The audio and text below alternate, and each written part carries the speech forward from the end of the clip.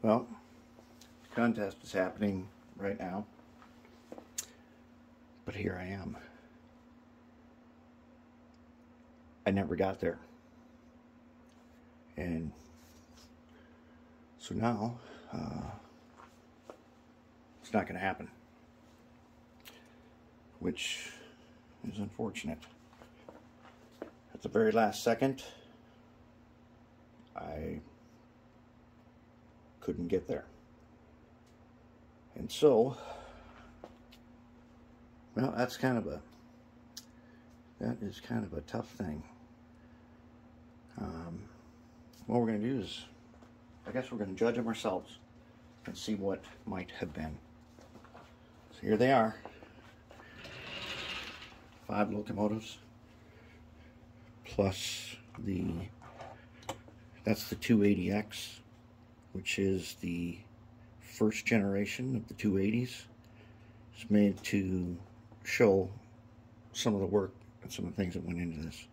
And I'll tell you what, a lot of work went into all this. Well, there's nothing I can do about it now. Well, let's see what might have been then. Let's take a look at Pug first. How would Pug have fared?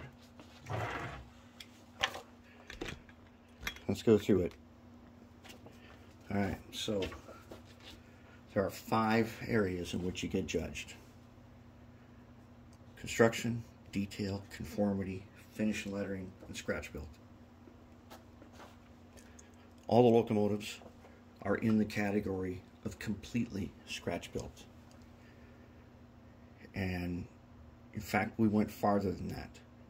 On Pug, there are only 3 things that are not scratch built completely, and that is the wheels, the couplers, and maybe you could count the actual gears. They're bulk gears. Everything else, including the motor, this has the Revolution 1 motor in it. The Revolution 1 motor is also scratch built because I designed it. Now, last year when I entered these, after the disaster of the flooding that I had here that wrecked all of them, I brought them back and I stripped them completely in the ultrasonic. Most of them fell apart and they had to be rebonded. They're warped in various places, cracked. Some parts have crumbled, and so we went through a lot to get them back together. But here's the result. So in the construction category, we constructed things that are completely exempt, such as the gear towers and the drive system and everything underneath, all the electronics and stuff we put into it. Normally those aren't really judged, but they can earn you some extra points. And I would say, as far as construction techniques, we have done everything. We've drawn our own plans. We've done metal, wood, plastic, cardstock, glass, soldering. The roof is copper. We've used all kinds of raw materials. It's made out of acrylic, which is probably the hardest material to work with when model building. I would say we would do very well in that section. I can't remember what the max points for that is. It was 40 points. As far as construction goes, I personally would say somewhere around 35. That'd be pretty good. The highest is 40. And mainly because you almost never give the max points. Details. Every detail on here is completely scratch built. There are no commercial details at all. These stacks, we designed them and we 3D printed them and we shaped them. They're totally fabricated. Everything is fabricated. No commercial details. The fans, the grills, everything. Since it is a combination of complexity and quality, I would go very high on the details, probably somewhere around 18 or so. just because of the total complexity of doing this kind of stuff.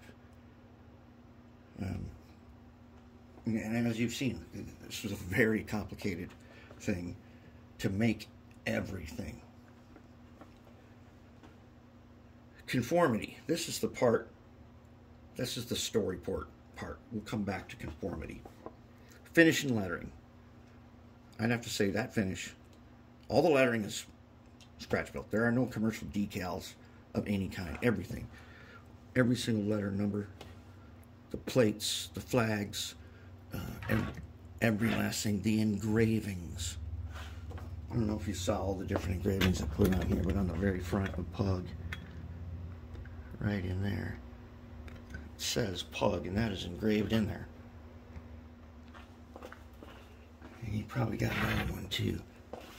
Yeah, I think there's one right here, just below the air tanks. It says, yeah, it's going to be a little bit too blurry to see it. Right there, it says Janus. We'll come back to that, why it says that.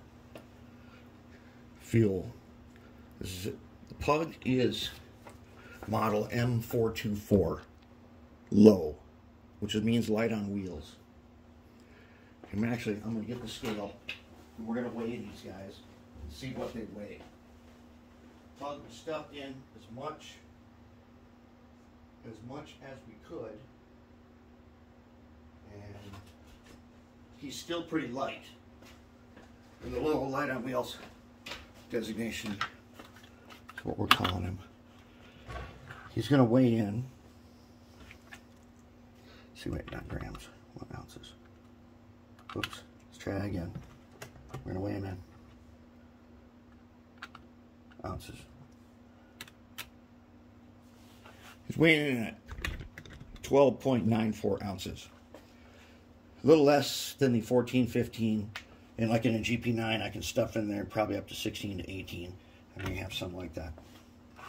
He's not that heavy. Let's weigh in at a 280. They have no extra weights other than their fuel tank, and there are a weight on each side of the cab. They weigh in at 14.6 and they don't have, I haven't lead lined the inside yet. So that's where we're at on weight. They are not heavy, and the 280s can be way heavier.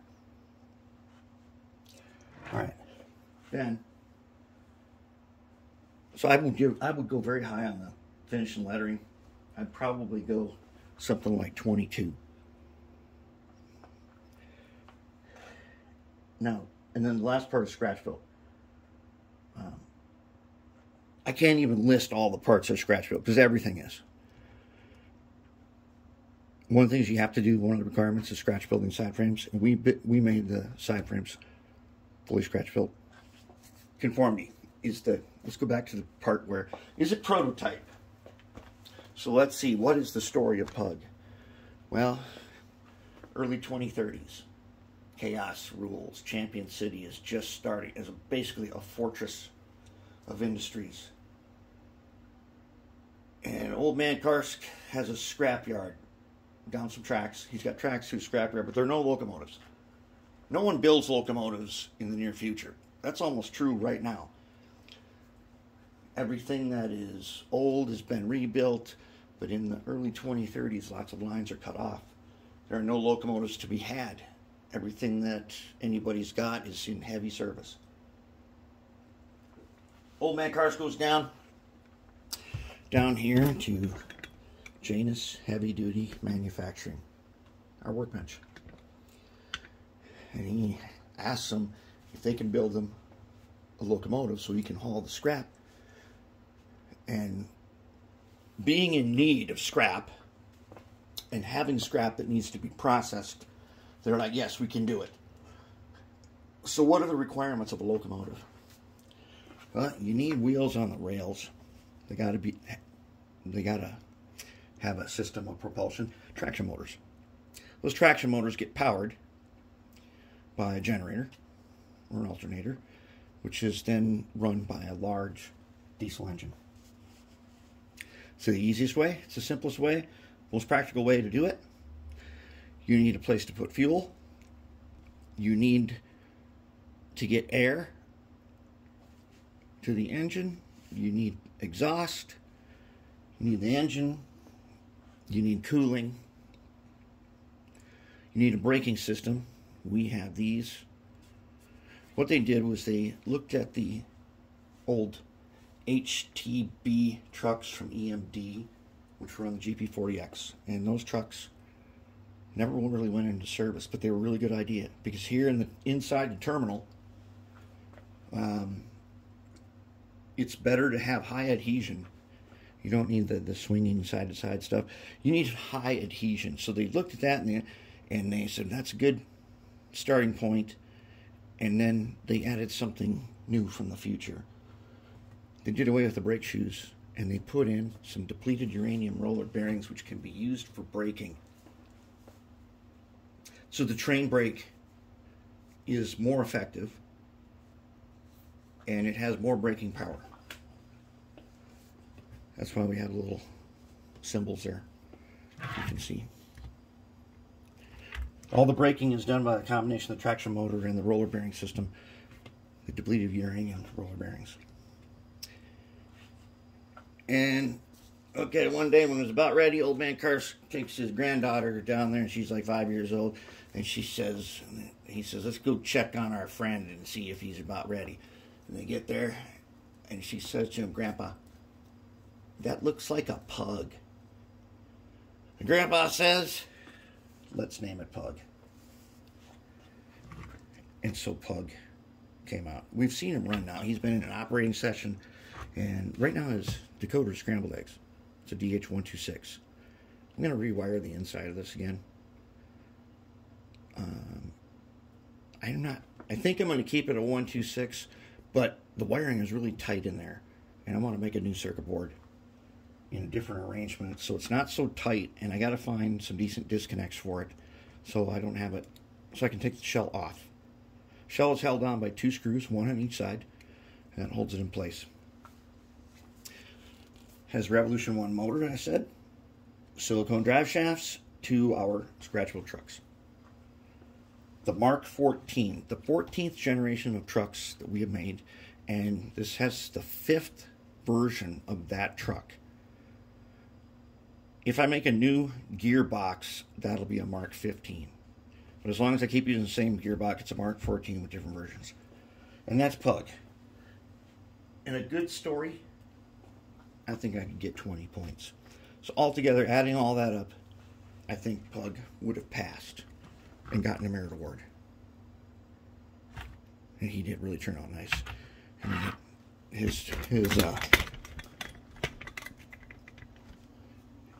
he looks like his story. And I can't tell you how pleased I am that this turned out.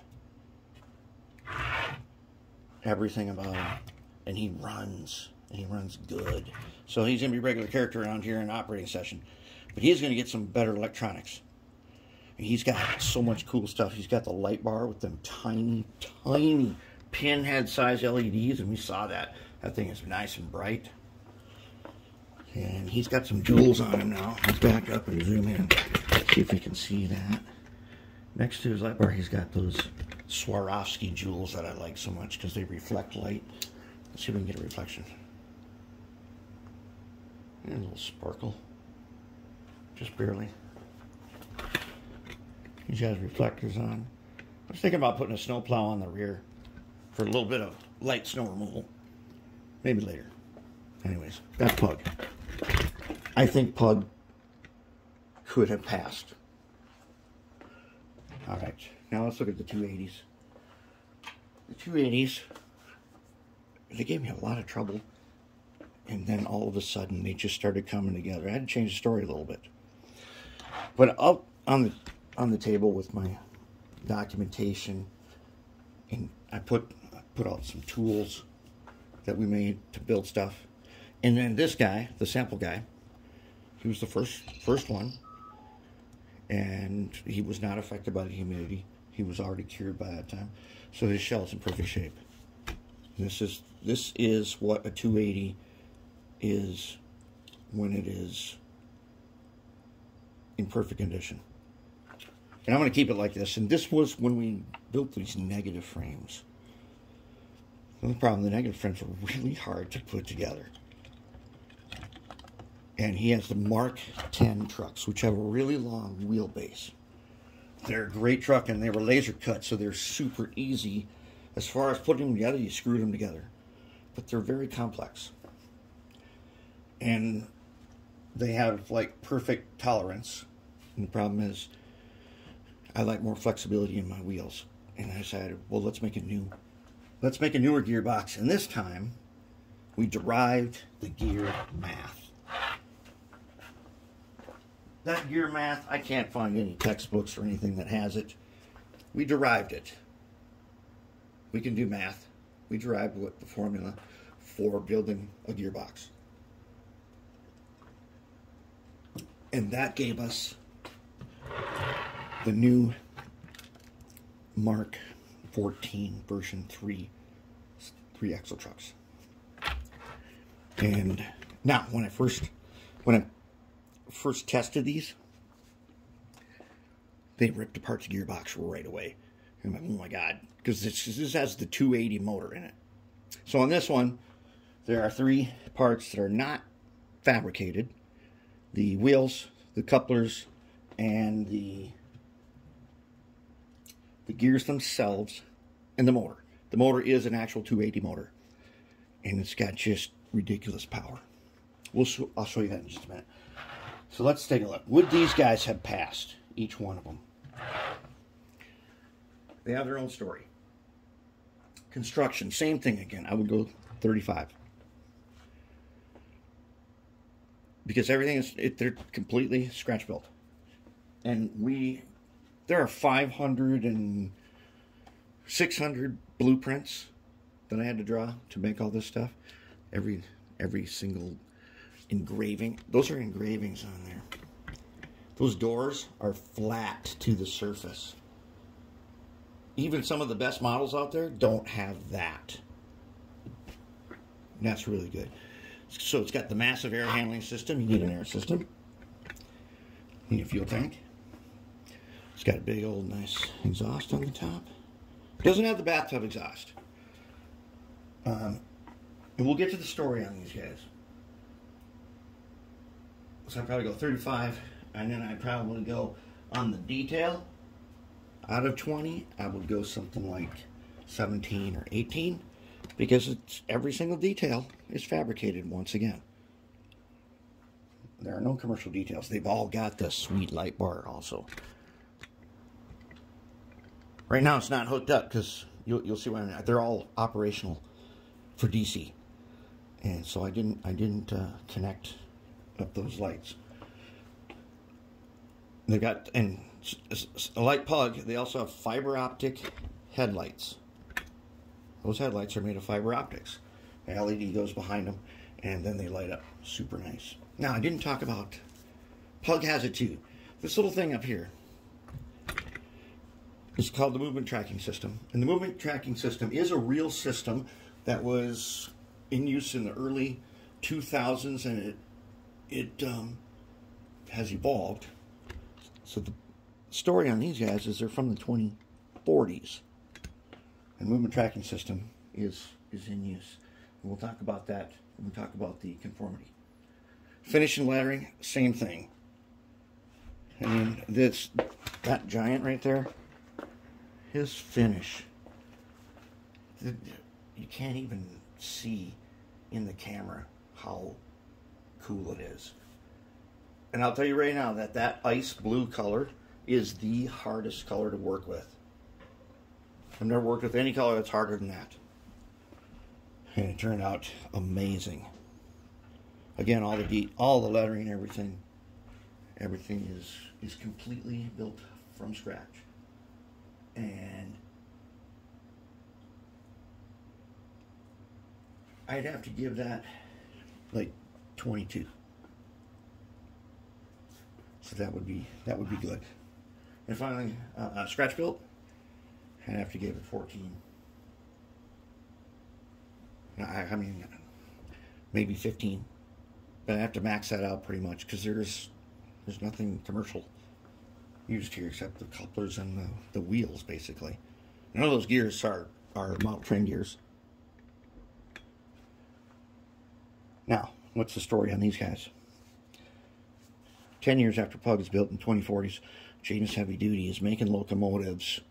It's one of the many things they make. In the future, they have tools that can make things like this. Mostly automatically. They just put in the plans, it all comes together, and then their machines fabricate the stuff. And we're getting close to that now. We don't have locomotive manufacturers doing that yet, but that's what you got to do. So they needed some heavy locomotives, and 4 of the terminal railroads got together to get one each, and they worked together to do certain jobs. But by the 2050s, they're kind of on autopilot. A person doesn't even get in them anymore. They're getting a little beat up. Handrails are fully rusted or missing. Stanchions, some of them don't have all of them. They come off, nobody cares. But the underside is new because they've been upgraded. The 280X had the Mark 10 trucks. These have the Mark 14, which then leaves a space because they have a shorter wheelbase. There's a space there. I'm going to use that space to add weight because it does look kind of weird, but you can tell that the trucks are shortened up. So in the 2040s, they put together these large diesel with the mighty 280 motor in it. And they have just ridiculous power. They've been on autopilot then for many years. And the body itself, since nobody's getting in it, it doesn't really, they don't care about that. Automatic maintenance takes care of the important part. Can it pull? That's what they care about. The other thing about the future is, notice, even Pug, and a lot of my freight cars, they don't have reporting marks on them. The reporting marks are gone. Any lettering you see at all, it's basically a courtesy. Because the movement tracking system identifies them wherever you are. The thing about the movement tracking system is, like a Bradley Fighting Vehicles Commander's Independent Thermal Viewer, this is a more advanced version of that. There's one in front and back. The engineer gets a 360-degree view of the locomotive from either end in whatever form he wants: regular, starlight, thermal, infrared, ultraviolet, all those things. You can have any view he wants. Not only that, the movement tracking system is not satellite based. It is based on a ground-based location system. Somebody's been jamming GPS and messing it up, so they don't use it. They use a ground-based thing, kind of like a cell thing. And because of the ground-based location in the terminal, these things can see over the horizon. Not only that, you can look at your own train in third person. From top down, the engineer can see his own train.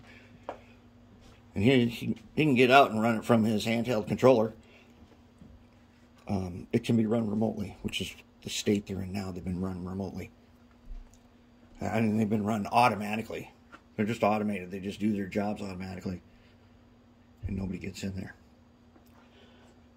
So they get made, and they're good. And they work, and they're still working. So if my story is well written, it has everything a locomotive needs to have. Here's the horn. The horns are Whelen electric. And you'll find those on military vehicles too. The reason for the electric horn and not the air horn is they don't use air brakes, but they can supply air. So there are air tanks under here. You can see there's one there, and Pug had them on top. Those ones we made for the microbrush handles. And they can supply air to cars that use air tanks. Now, when they're consisted, the engineer, even when they're actually from the engineers viewer. He can look through the MTS on any locomotive in the entire system that has it. And he can see 360 all around. He can zoom infinitely. He can do all those things. This is already today. That's old tech.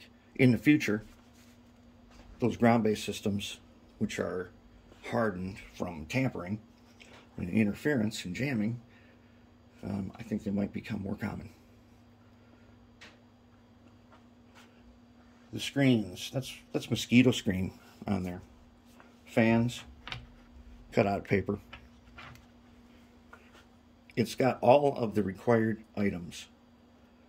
And I used an old Army correspondence course diagram in my literature for these to show, because Army has a generic looking locomotive in their thing, in their engine maintenance course, which I did do. I did the locomotive maintenance course and passed it. It was really cool.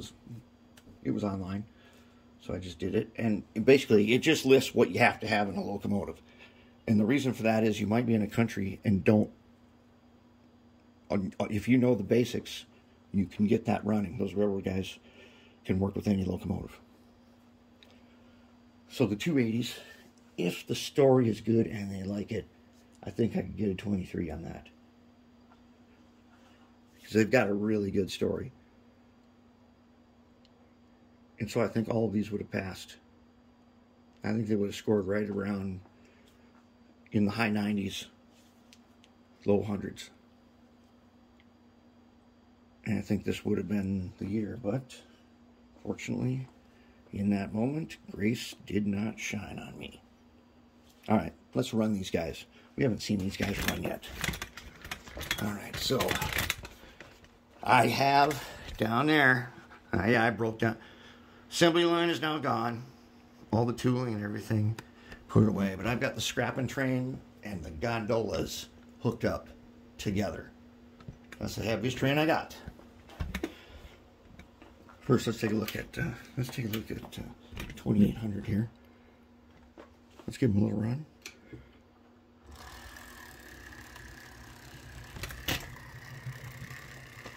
And he makes the switch. He can't leave the workbench because he's running DC. But he's going to pull. Oh, no, not that. Oh, man, I've been working on this switch. This is the one that got all warped and stuff. I did find the problem. It was not humidity. Oh, get back on here. Okay, let's try him again. Let's make sure all of our points are the right. Okay, let's try him again. No, not this. Oh, man.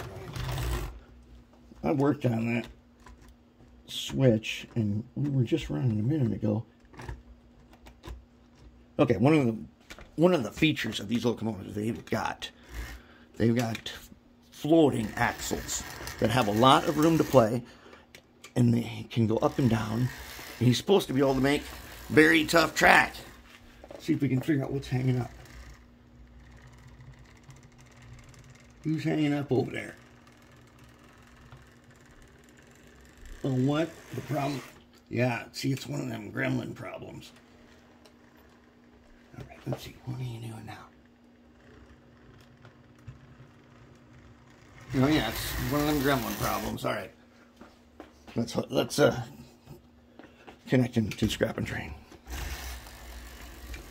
He does sound pretty good, doesn't he? Even in DC. This is in DC, and he's got pretty good slow move.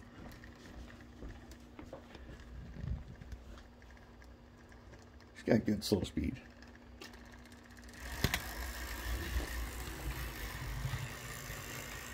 Can he pull it? When and what do we say, about 14? He doesn't have any of his actual, like, finished lead weights in him. Hold it. What's going on over here? What is going on with this coupler here? Oh no. This first car's coupler is not good. Alright, He's got it though. Can he pull it?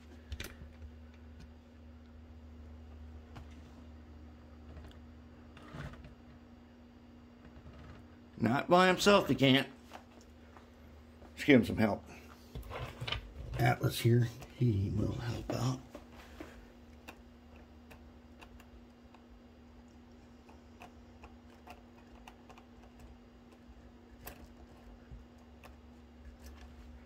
Okay, let's see. Here comes Atlas. You can push that trim a little bit and get Atlas in there.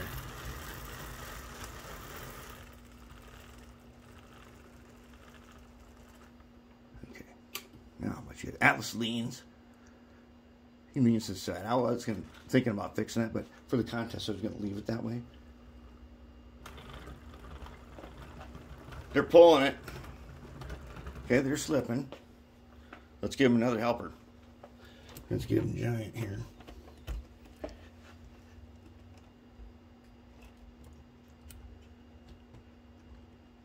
But they were pulling it. There is now a kind of a ramp on that bridge 6 over there. I put in a shim. It gives it a little bit of a ramp, so they have to pull it uphill too. Let's see if we can get it before they push it out of bounds.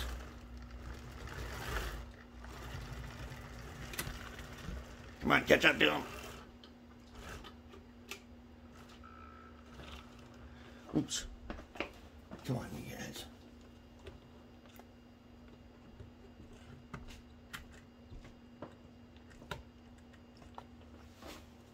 Let's see what happens now.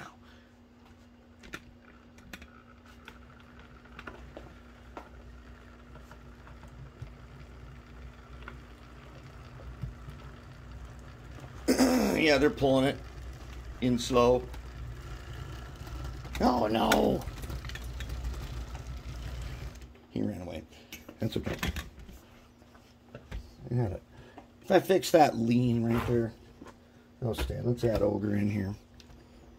And do all 4 of them at once. Remember, the 280s don't draw hardly any power. So it's no problem to put 4 of them at one time. Except for the problem of making sure getting them on the track there. What is going on over here? Oh, no way! No wonder what. Okay, you're going to be going from the front because, oh, that's what that screw was for. Okay.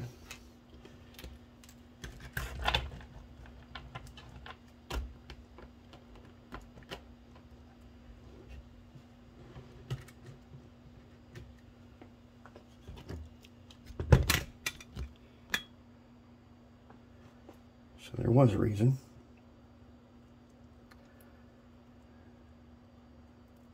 Let's fix them. Because we got to see them all 4 running together. And that's what we're going to do. And we're going to get one screw slightly longer.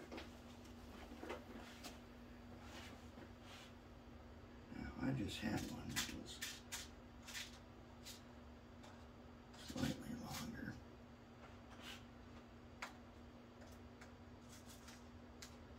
Let's see if we can find him.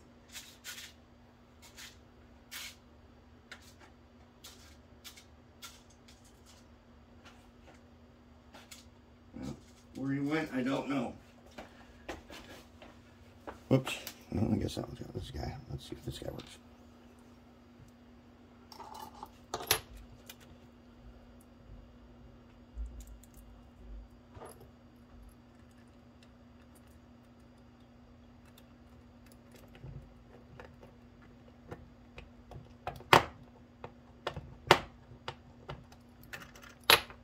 I would say that works.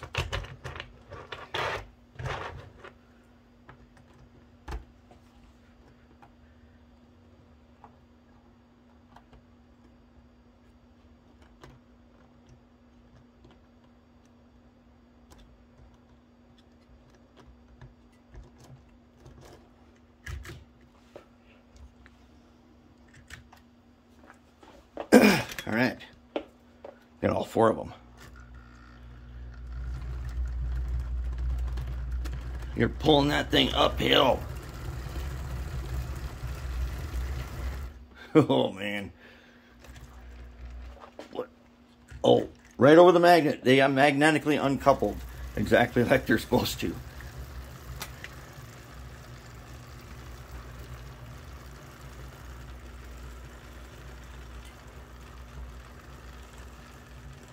Back to the starting line. See now. Can we...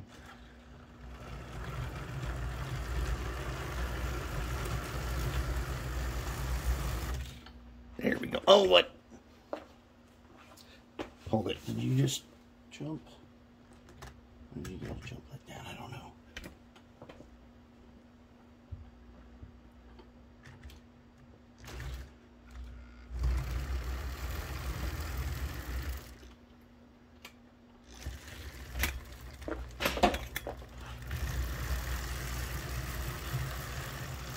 Oh, yeah, we're doing a little bit of leaning, but hey, that's what they do. And maybe a little too much leaning.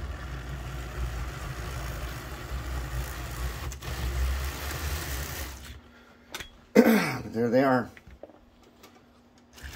They don't sound too bad either, do they?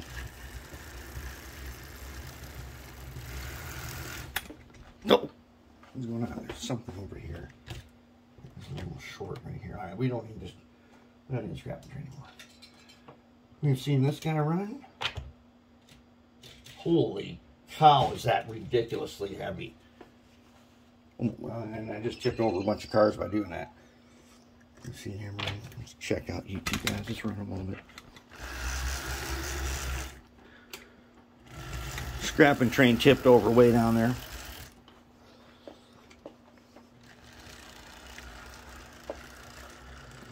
I'm exceptionally pleased with the Mark 14 trucks.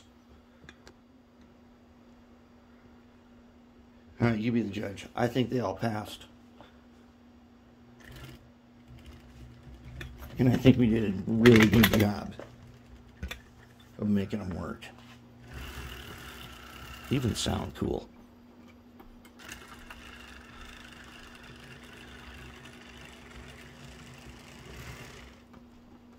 And they can pull, especially all together.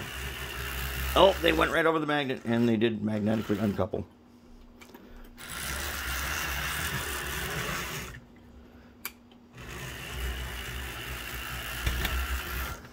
All right, let's take a last look at Giant, Ogre,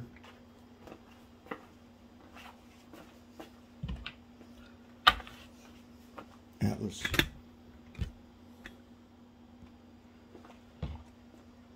and Midway.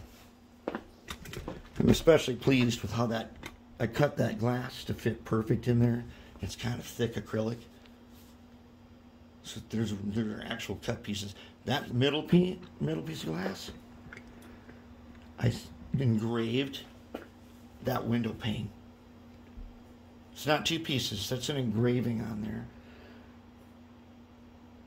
And it's hard to see from here because we're looking at an angle. But if you're looking at it with your eyes, you can see that the window pane is kind of colored in, so it really looks like a nice window pane on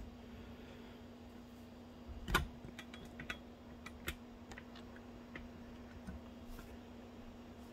They've got their zooming way in. There's a little thing, there's a flag, and there's a thing that says Janus Heavy Duty Mighty 280. I made that photo printer. And I made it into a decal. Right there. I don't know if we can focus on that. I don't think so.